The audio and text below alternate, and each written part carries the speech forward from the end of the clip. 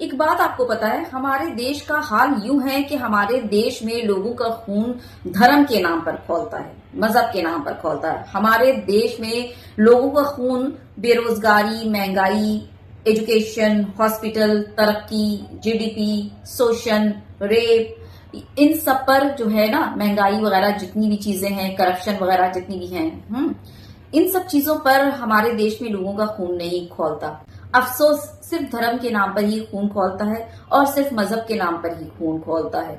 अगर सोचिए कि हमारे देश में गरीबी, महंगाई, बेरोजगारी, करप्शन और शोषण, रेप, जो है जितने भी वो क्या बोलते हैं, मॉब लिंचिंग, अब्यूज करना, औरतों को प्रताड़ित करना और जितनी भी इस तरह की चीजें हैं, अगर उसके खिलाफ हमारे देश में लोगों का खून खौलना शुरू हो गया ना, तो ये भारत जो है ना, पता नहीं कहां से कहां पहुंच जाएगा, किस ऊंचाई में पहुंच जाएगा, आप अंदाजा भी नहीं लगा सकते।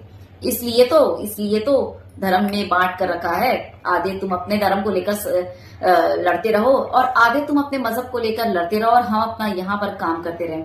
सोच लीजिए, अगर इन सब मुद्दों पर बात होगी ना, तो दोनों जो है ना, यूं मिलकर बोलेंगे और मिलकर लड़ेंगे और मिलकर जो है देश को कहां से कहां पहुंचाएंगे। लेकिन क्या बोलूं, इस मोटे भेजे में बात घुसे तो ना, हर किसी को पड़ी है धर्म की, हर किसी को पड़ी है मजहब की। भैया उससे हटकर जरा सोचो, धर्म और मजहब दोनों अपने खुद के प्रैक्टिस की चीज है, हमारे अपने लिए, देश के लिए नहीं, हमारे अपने लिए है वो चीज।